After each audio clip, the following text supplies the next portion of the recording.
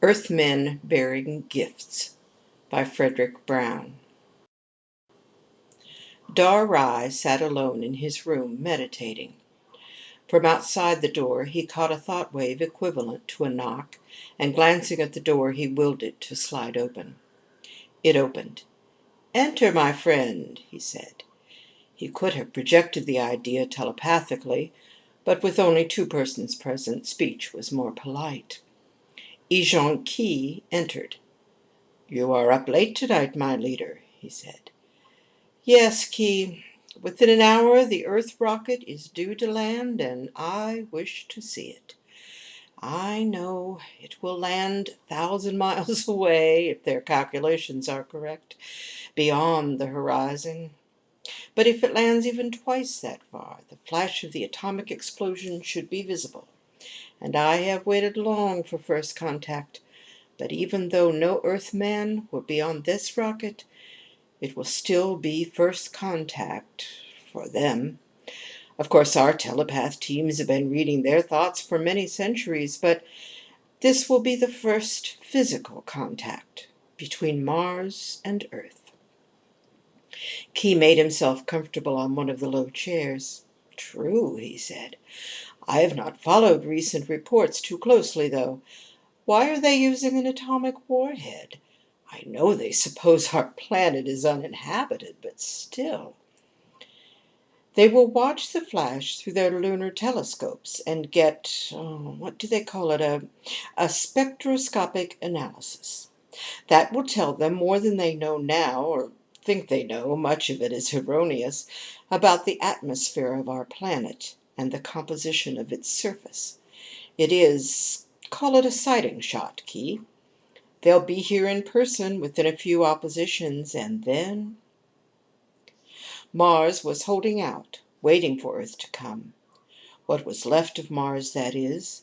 This one small city of about 900 beings. The civilization of Mars was older than that of Earth, but it was a dying one. This was what remained of it. One city, 900 people. They were waiting for Earth to make contact, for a selfish reason and for an unselfish one. Martian civilization had developed in a quite different direction from that of Earth. It had developed no important knowledge in the physical sciences, no technology, but it had developed social sciences to the point where there had not been a single crime, let alone a war, on Mars for 50,000 years. And it had developed fully the parapsychological sciences of the mind, which Earth was just beginning to discover. Mars could teach Earth much. How to avoid crime and war, to begin with. Beyond those simple things lay telepathy, telekinesis, empathy. Earth would, Mars hoped, teach them something even more valuable to Mars. How, by science and technology, which it was too late for Mars to develop now, even if they had the type of minds which would enable them to develop these things, to restore and recreate a dying planet, so that an otherwise dying race might live and multiply again. Each planet would gain greatly, and neither would lose. And tonight was the night when Earth would make its first sighting shot. Its next shot, a rocket containing Earthmen, or at least an Earthman, would be at the next opposition, 2 Earth years, or roughly 4 Martian years hence. The Martians knew this, because their teams of telepaths were able to catch at least some of the thoughts of the Earthmen, enough to know their plans.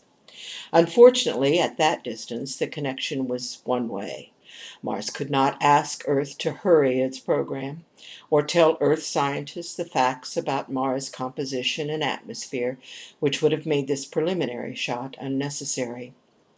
Tonight the leader, or as nearly as that Martian word can be translated, and Key, his administrative assistant and closest friend, sat and meditated together until the time was near.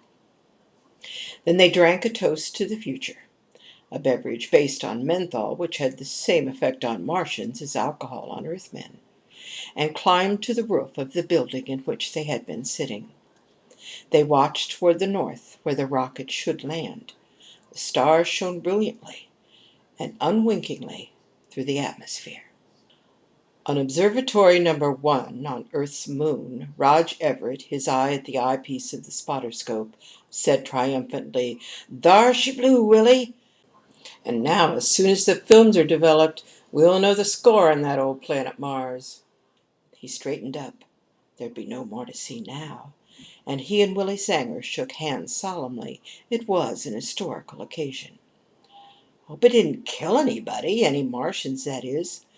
Rog, did it hit dead center of Syrtis Major?" "Near as matters. I'd say it was maybe 1,000 miles off, to the south, and that's damn close on a 50-million-mile shot. Willie, do you think there are any Martians?" Willie thought a second and then said, "No." He was right.